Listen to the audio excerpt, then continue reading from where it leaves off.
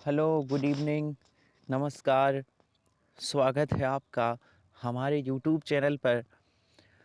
जैसा कि आपको पता है कि हमारी ये क्लास शाम को शाम को 5 बजे होती है, 5 बजे, जिसमें हम एसएससी जीडी के लिए हिंदी के 25 प्रश्न लेकर आते हैं रोज़ शाम को 5 बजे। एसएससी का जीडी का पेपर जनवरी 2022 में संभावित है पेपर होना है। तो हम लोग शाम को 5 बजे स्पेशल जीडी के लिए अभ्यास करते हैं। हिंदी के एसएससी जीडी में 20 प्रश्न पूछे जाते हैं। 20, अभी पैटर्न चेंज हुआ, पहले 25 पूछे जाते थे। ठीक है, और मैं आपकी जानकारी के लिए बता दूं, यदि आप हमारे टेलीग्राम चैनल पर नहीं जुड़े तो जुड़ सकते हैं। टेलीग्राम चैनल का नाम है Amod sir Hindi. Telegram channel का नाम क्या है? आमोद सर हिंदी। तो बहुत बढ़िया, चलिए स्टार्ट करते हैं आज का मॉडल पेपर। चलिए पढ़िए निर्देश 76 से 78 नीचे दिए गए मुहावरे और लोकोक्तियों के अर्थ बताने के लिए चार चार विकल्प दिए गए हैं। प्रत्येक उपयुक्त अर्थ वाला विकल्प बताइए। प्रत्येक उपयुक्त अर्थ वाला विकल्प बताइए। मुहावरे और लोकोक्तियां दी गई हैं, बताइए। तो क्वेश्चन क्या है? द्रौपदी का चीर। प्रश्न है द्रौपदी का चीर। बताइए द्रौपदी का चीर का मतलब क्या है? सर, नारी का अपमान करना, शर्मनाक कार्य करना, कभी समाप्त ना होना या सुंदर स्थिति। तो द्रौपदी के चीर का मतलब क्या है? सर, द्रौपदी के चीर का मतलब है जो कभी समाप्त ना हो, कभी समाप्त ना होना द्रौपदी का चीर है, कभी समाप्त ना होना।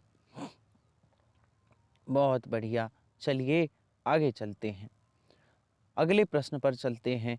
एक और बेहतरीन प्रश्न, जवाब दीजिए। जौहर खुलना। क्या है प्रश्न हमारा? जौहर खुलना। क्या अर्थ है जौहर खुलने का? जौहर खुलना, क्रुद्ध करना, परीक्षा होना, जौहर टूट जाना, भेद का पता लगना। जौहर खुलने का तात्पर्य क्या है? बताइए। जौहर खुलना क्या अर्थ है? जौहर खुलने का अर्थ क्या है? सर, जौहर खुलने का अर्थ है भेद का पता लगना। बहुत बढ़िया, भेद का पता लगना जौहर खुलना है। एक और बेहतरीन प्रश्न, जवाब दिया करिए, मैं वेट करता हूं आपके कमेंट का। ढपोर संक, इसका अर्थ क्या है? ये जो लोकोक्ति है या आप कहें ये जो मुहावरा है, इसका अर्थ क्या है? ढपोर संक, इसका अर्थ क्या है? बताइए। सर, ढपोर संक का अर्थ होता है बेवकूफ। इसका अर्थ होता है जो ऑप्शन डी में लिखा है ना, बेवकूफ, इसका मतलब है ढपोर संक। अच्छा, तो सर कैसे?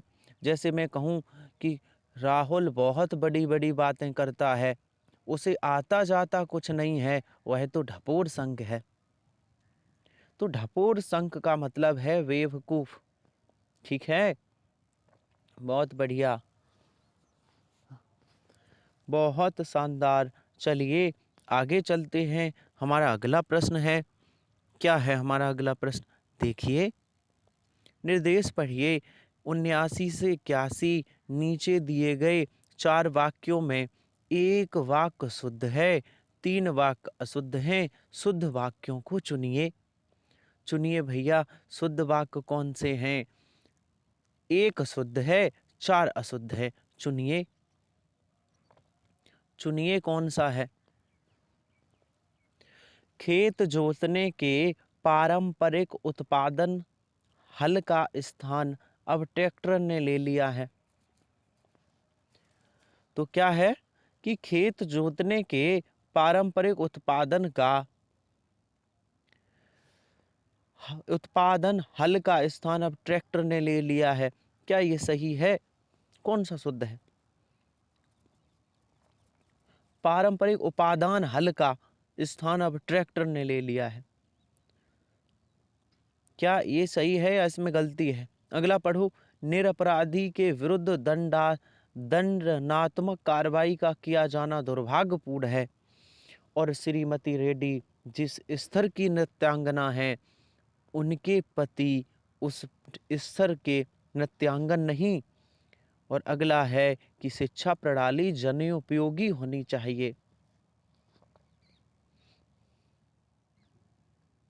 देखिए यहाँ क्या गलती है सर, सही कौन सा होगा, पहले सही सुन लो। सर सही होगा ऑप्शन डी में जो लिखा है ना, शिक्षा प्रणाली जनोपयोगी होनी चाहिए, ये सही है। अब ये बाकी गलत है, हाँ गलत है। कहाँ कहाँ गलती है, चलो ये देखो।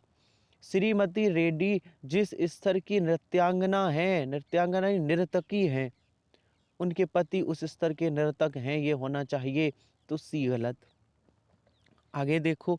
निरपराधी के विरुद्ध, निरपराधी के विरुद्ध क्या है, निरपराधी के विरुद्ध दंडनात्मक कार्रवाई का किया जाना।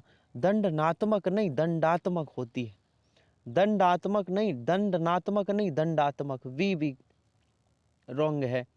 सी ए देखो।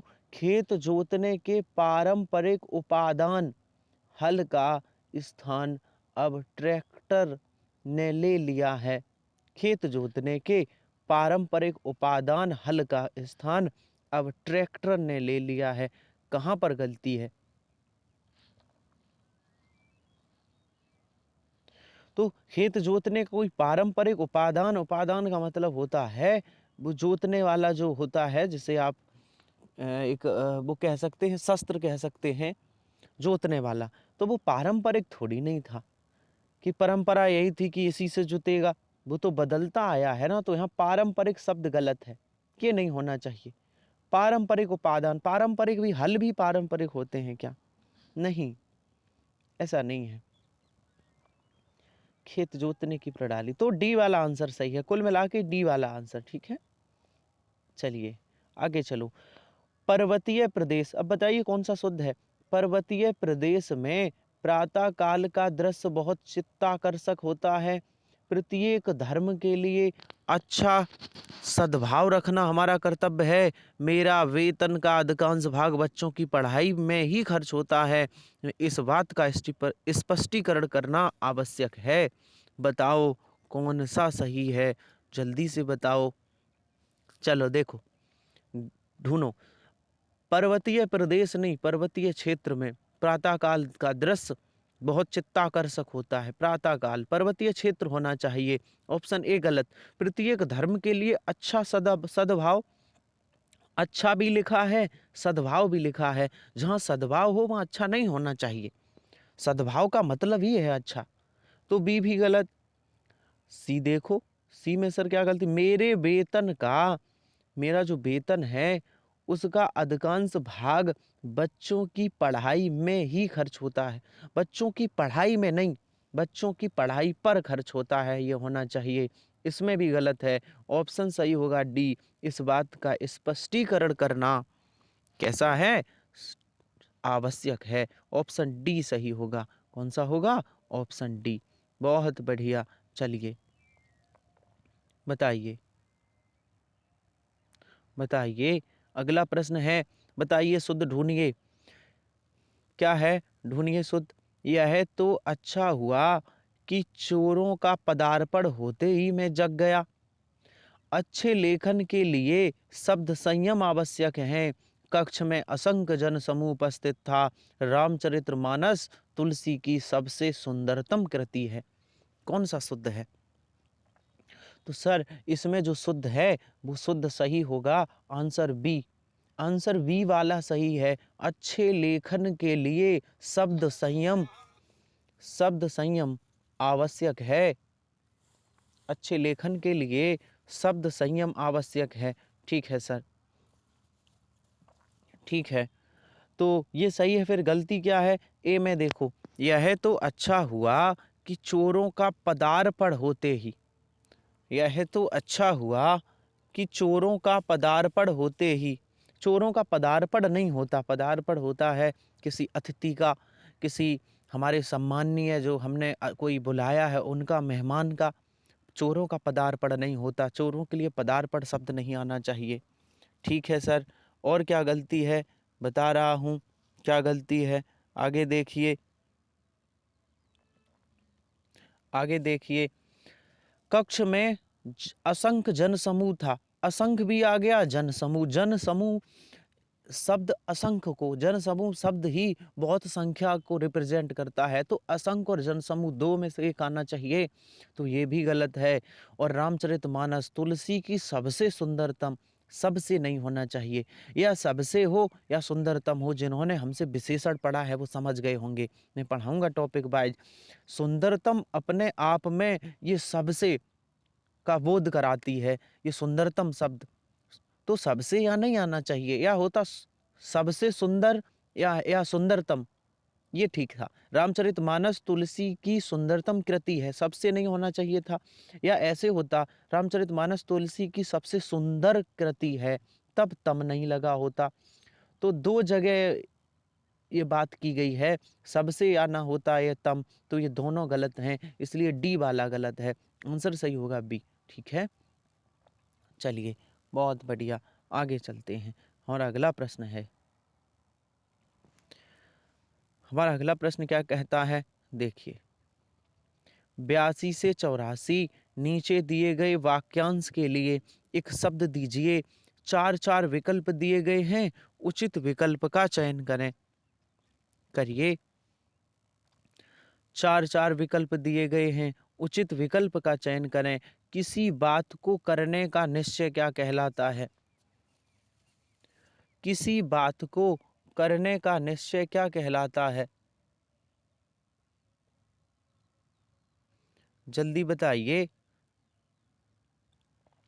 आपने किसी बात को करने का क्या कहलाता है, तो सर ऑप्शन सही होगा संकल्प। किसी बात को करने का जो निश्चय है वो संकल्प कहलाता है। क्या कहलाता है? संकल्प। चलिए बहुत बढ़िया, बहुत बढ़िया। चलिए हमारा अगला प्रश्न है। अगला प्रश्न है, जो कानून के अनुकूल ना हो, जो कानून के अनुकूल ना हो, जो कानून के अनुकूल ना हो, क्या कहलाएगा? मतलब जो कानून के फेवर में ना हो, जो कानून का उल्लंघन करता हो। अनुकूल का मतलब है जो कानून के विरोध में हो। तो सर जो कानून का विरोधी हो वो इल्लीगल कहलाता है, वो है अवैध कहलाता है। बहुत बढ़िया। चलिए, जिसे कठिनाई से जीता जा सके क्या कहलाता है? जिसे कठिनाई से जीता जा सके, जिसे कठिनाई से जीता जा सके उसके लिए एक विकल्प है। सर उसके लिए विकल्प है दुर्जेय। जिसे कठिनाई से जीता जा सके वह है दुर्जेय है। बहुत बढ़िया, बहुत शानदार जवाब। चलिए आगे बताइए। निम्न में से 85 से 88 नीचे दिए गए वाक्यों में रिक्त स्थान की उचित शब्दों द्वारा पूर्ति करिए। चार चार विकल्प दिए गए हैं, भरिए उचित स्थान। देवदत्त के बाण से पक्षी को उठाकर सिद्धार्थ उसकी सेवा में शुश्रूषा करने लगे। तो देवदत्त के बाण से, तो क्या भरा जाएगा? बताइए, बताइए यहाँ क्या भरा जाएगा? सर क्या भरा जाएगा? देवदत्त के बाण से आहत भरा जाएगा। देवदत्त के बाण से आहत, आहत में कष्ट में परेशान पक्षी को उठाकर सिद्धार्थ उसकी सेवा शुश्रूषा करने लगे, मतलब तुरंत करने लगे। ठीक है, तो आहत भरा जाएगा। बहुत बढ़िया, बहुत शानदार जवाब हैं आपके। चलिए अगला प्रश्न है और बता दीजिए। प्रश्न बताइए। रसायनों ने मिट्टी की खाली स्थान को नष्ट कर दिया है। तो रसायनों ने मिट्टी की क्या नष्ट कर दी है? जल्दी बताइए कौन सा आंसर सही है?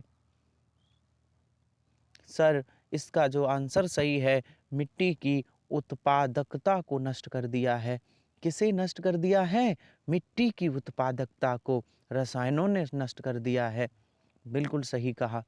चलिए अगला प्रश्न बताइए, प्रधानमंत्री के स्वागत के लिए खाली स्थान के दोनों ओर खड़े छात्र अपने हाथ में पुष्पमालाएं लिए थे।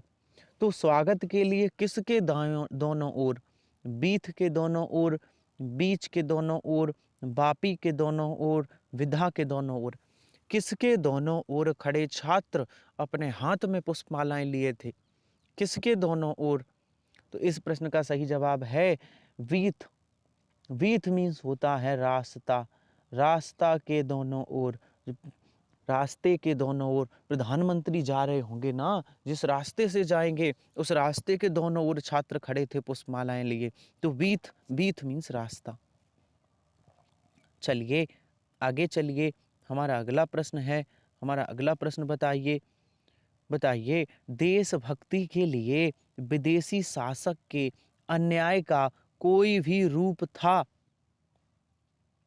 देशभक्ति के लिए विदेशी शासक के अन्याय का कोई भी रूप कैसा था?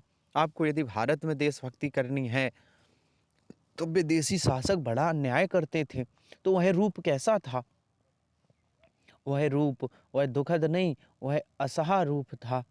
ऐसा रूप था जिसे आप सहन नहीं कर सकते, असहा रूप, ठीक है, जिसे सहन ना किया जा सके, क्योंकि विदेशी जो लोग थे ना बहुत टॉर्चर करते थे।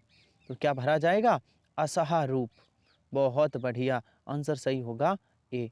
चलिए आगे बढ़ते हैं। हमारा अगला प्रश्न है, 89 से 91 दिए गए वाक्यों में कुछ त्रुटियां हैं, कुछ ठीक हैं। वाक्य के जिस भाग में त्रुटि हो उसके अनुरूप अक्षर वाले विकल्प को चुनें। वाक्य के जिस भाग में त्रुटि हो उसे चुनें।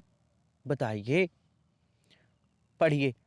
एक वर्ष, मैं थोड़ा जूम कर दूं, अब ठीक है। एक वर्ष से मैं जिस पुस्तक की रचना में संलग्न था, आज उसे छपे आकार में देखकर मेरी प्रसन्नता का ठिकाना नहीं है। कहाँ गलती है? बताइए कहाँ गलती है? और ये हैं आपके ऑप्शन। तो देखो कहाँ गलती है सर, कहाँ पर गलती है सर? इसमें यहाँ गलती है, ये नहीं होना चाहिए। छपे आकार में देखकर, किताब छपे आकार का मतलब क्या है? उसे आज छपा देखकर, या ऐसा होता उसे आज प्रकाशित देखकर मेरी प्रसन्नता का ठिकाना नहीं है। छपा नहीं होना चाहिए। छपा तो बिल्कुल नहीं होना चाहिए। क्या नहीं होना चाहिए? छपा बिल्कुल नहीं होना चाहिए। आंसर सही होगा बी, ये छपा नहीं होना चाहिए। बहुत बढ़िया, बहुत शानदार। चलिए चलिए बताइए,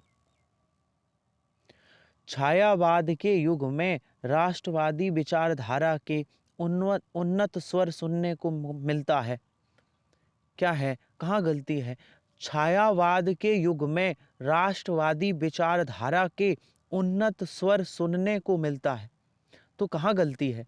सर देखो, मैं फिर से पढ़ता हूँ, यहाँ गलती है। छायावाद के युग में राष्ट्रवादी विचारधारा के उन्नत स्वर सुनने को मिलता है, नहीं है। उन्नत स्वर, पहली बात तो उन्नत स्वर नहीं आना चाहिए, स्वर सुनने को मिलते हैं ये होना चाहिए। तो गलती है सी में। उन्नत तो फसल होती है ना, स्वरों के लिए उन्नत नहीं यूज करेंगे, ठीक है। विकल्प सी में गलती है। और बहुत बढ़िया जवाब, शानदार आपका जवाब है। आइए अगला प्रश्न करते हैं। इसी तरह आप लगे रहिए हमारे साथ, इसी तरह जुड़े रहिए। चलिए रोज अभ्यास करिए, आपके पूरे में पूरे नंबर आएंगे, भरोसा रखिए आप। आज भ्रष्टाचार हर क्षेत्र में शिष्टाचार के रूप में जाना जाता है। तो आज भ्रष्टाचार हर क्षेत्र में शिष्टाचार के रूप में जाना जाता है, ये नहीं होना चाहिए। आज भ्रष्टाचार हर क्षेत्र में शिष्टाचार के रूप में देखा जाता है, जाना जाता है नहीं, शिष्टाचार देखा जाता है। तो शिष्टाचार क्या होता है? देखा जाता है। तो यहाँ गलती है शिष्टाचार के रूप में, पहली गलती है देखा जाता है। दूसरी गलती है कि आज भ्रष्टाचार हर क्षेत्र में शिष्टाचार के रूप में नहीं, शिष्टाचार के रूप में थोड़ी ना भ्रष्टाचार को देखा जाएगा। यहाँ शिष्टाचार नहीं होना चाहिए, यहाँ भ्रष्टाचार नहीं है, गलती है भाई, यहाँ भ्रष्टाचार नहीं होना चाहिए, आंसर बी। आज भ्रष्टाचार हर क्षेत्र में, शिष्टाचार शिष्टाचार हो जाएगा तो भ्रष्टाचार, देखिए भ्रष्टाचार गलत काम है और शिष्टाचार होता है अच्छा, तो भ्रष्टाचार को अच्छे के रूप में कैसे देखेंगे? यहाँ होना चाहिए भ्रष्टाचार को बुरे के रूप में देखा जा सकता है, या ऐसी कोई टर्मिनोलॉजी यूज होती तो एक तो जाना गलत है और एक ये शिष्टाचार वर्ड नहीं आना चाहिए। आप मेरी बात को समझो, यहाँ शिष्टाचार वर्ड नहीं होना चाहिए, बुरा हो कुछ भी हो शिष्टाचार नहीं आना चाहिए। चलिए चलिए आगे बढ़ो। 92 से 94 नीचे दिए गए शब्दों का उपयुक्त विलोम शब्द बताना है। बहुत बढ़िया, बताइए विलोम शब्द, बता दीजिए कौन सा विलोम शब्द है? सर नीरस का विलोम क्या होगा? नीरस का विलोम, सर नीरस का विलोम, अच्छा सर नीरस का विलोम होता है सरस। नीरस का विलोम क्या होता है? नीरस का विलोम होता है सरस। अच्छा, तो नीरस मीन्स होता क्या है? नीरस मीन्स होता है रसहीन, जो फीका हो, जिसमें कोई रस ना हो, जो स्वादहीन हो, वह नीरस है। और सरस होता है स्वादपूर्ण, जो स्वाद से भरा हो, रस भरा, जो स्वादिष्ट हो, वो सरस है। ठीक है, चलिए आगे बताइए, मुख का विलोम क्या है? मुख का विलोम बताइए, बता दीजिए, जल्दी से कमेंट बॉक्स में कमेंट आने चाहिए। मुख का विलोम क्या है? मुख का विलोम क्या है? सर मुख का विलोम क्या होता है? मुख का विलोम गॉड होता है। बहुत बढ़िया, बहुत शानदार। मुख का विलोम क्या है? मुख का विलोम गॉड है। बहुत अच्छे जवाब हैं, आगे बढ़िए। महान का विलोम क्या है? महान का विलोम क्या है? सर महान का विलोम क्या है? सर महान का विलोम होता है क्षुद्र। महान का विलोम क्या है? महान मीन्स होता है बड़ा और क्षुद्र मीन्स छोटा। तो महान का विलोम क्या है? सर महान का विलोम क्षुद्र होता है। चलिए चलिए आगे चलते हैं और फिर से एक बार निर्देश पढ़िए और प्रश्नों के जवाब दीजिए। आपके सामने ये रहे निर्देश। 95 से 97 नीचे दिए गए पर्यायवाची के लिए 4 विकल्प हैं। पर्यायवाची ढूंढना है, ढूंढिए। तनु का पर्यायवाची क्या है? अगर आप बता पाओ तो बताओ, जल्दी से कमेंट करिए। तनु का पर्यायवाची है? तनु का पर्यायवाची क्या है? सर तनु का पर्यायवाची शरीर है। ये शरीर का पर्यायवाची है तनु। शरीर को तन भी कहते हैं, तनु भी कहते हैं, गात भी कहते हैं, काया भी कहते हैं, कलेवर भी कहते हैं। ये शरीर के पर्यायवाची हैं। किसके पर्यायवाची हैं? शरीर के। चलिए आगे बढ़िए, आगे बढ़िए। हमारा अगला प्रश्न है पावक। पावक का पर्यायवाची क्या है? अगला प्रश्न बताइए, पावक किसका पर्यायवाची है या पावक का पर्यायवाची क्या है? बात एक ही है, जल्दी से दीजिए। सर पावक मीन्स होती है अनिल, अनल, अनल सॉरी अनिल नहीं, अनल, अग्न, अनिल, अग्न, आग, होतासन। होतासन ये किसका है? सर ये आग का पर्यायवाची है। होतासन मीन्स पावक। चलिए चलिए आगे बढ़ते हैं, चलिए आगे बढ़ते हैं और हमारा अगला प्रश्न है, हमारा अगला प्रश्न है। और अगला प्रश्न क्या कहता है? चलिए बता दीजिए, किरण का पर्यायवाची क्या है? मैं थोड़ा इसे इधर बढ़ा दूं। किरण का पर्यायवाची क्या है? सर किरण का पर्यायवाची क्या है? बताइए। बहुत बढ़िया, सर किरण का पर्यायवाची प्रभा है। किरण का पर्यायवाची क्या है? प्रभा है। बहुत बढ़िया, बहुत शानदार। चलिए आगे बढ़ जाइए। 98 से 100 नीचे दिए गए शब्दों में से केवल एक शब्द की वर्तनी शुद्ध है, उसका चयन करिए। 98 से 100 नीचे दिए गए शब्दों में एक शब्द की वर्तनी क्या है? शुद्ध है। शुद्ध वर्तनी बताओ, प्रतिष्ठा कैसा लिखा जाएगा? कौन सा प्रतिष्ठा सही है? बताइए कौन सा प्रतिष्ठा सही है? सर, जो विकल्प वी में लिखा है ये प्रतिष्ठा सही है। विकल्प वी में जो प्रतिष्ठा लिखा है वो सही है। बहुत बढ़िया, बहुत शानदार आपके जवाब हैं। बहुत बढ़िया। चलिए आगे बढ़िए। 2-3 प्रश्न और हैं। 2 प्रश्न और हैं। ये 2 99 और 100। बताइए मृत्युंजय कैसे लिखा जाएगा? 99 का जवाब दीजिए। मृत्युंजय कैसे लिखा जाएगा? जल्दी से जवाब दीजिए। सर, जो ऑप्शन सी में लिखा है ना मृत्युंजय, ये सही है। ऑप्शन सी वाला सही है। मृत्युंजय किसका पर्यायवाची है? भगवान शिव का है। मृत्युंजय का अर्थ होता है जिसने मृत्यु को जीत लिया हो, जिसने मृत्यु पर विजय प्राप्त कर ली हो, वह मृत्युंजय है। ऑप्शन सी वाला मृत्युंजय सही है। ऑप्शन सी में। ठीक है। चलिए बताइए 100वां क्वेश्चन बताइए, अस्प्रस्ता कैसे लिखा जाएगा? बताइए 100वां, अस्प्रस्ता कैसे लिखा जाएगा? कौन सा वाला अस्प्रस्ता सही है? अस्प्रस्ता का अंत संविधान में अनुच्छेद 17 बात करता है अस्प्रस्ता की। तो कौन सा सही है? सर, विकल्प बी में जो लिखा है वो अस्प्रस्ता सही है। और आपके जवाब भी बहुत अच्छे हैं। बहुत बढ़िया, बहुत शानदार। आज का हमारा सेशन समाप्त होता है। बताइए हमारा सेशन कैसा लगा? कमेंट ज़रूर करिए और ये भी बताइए 25 में से आपके कितने प्रश्न सही हुए? ज़रूर बताना। तो आपकी जानकारी के लिए एक बात बता दूं, 20 नवंबर बड़े नज़दीक है। मैं 20 नवंबर को आ रहा हूं रात्रि 9 बजे 20 नवंबर को 7000 टॉपिक वाइज प्रश्न लेकर, जिसमें हम संपूर्ण हिंदी कराएंगे। तो आप आइए रात्रि 9 बजे 20 नवंबर को। ठीक है। और आप हमारे टेलीग्राम चैनल से जुड़ सकते हैं, आमोद सर हिंदी।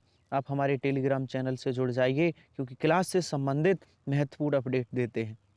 ठीक है। तो मिलते हैं कल इसी समय बेहतरीन प्रश्नों के साथ। तब तक के लिए धन्यवाद।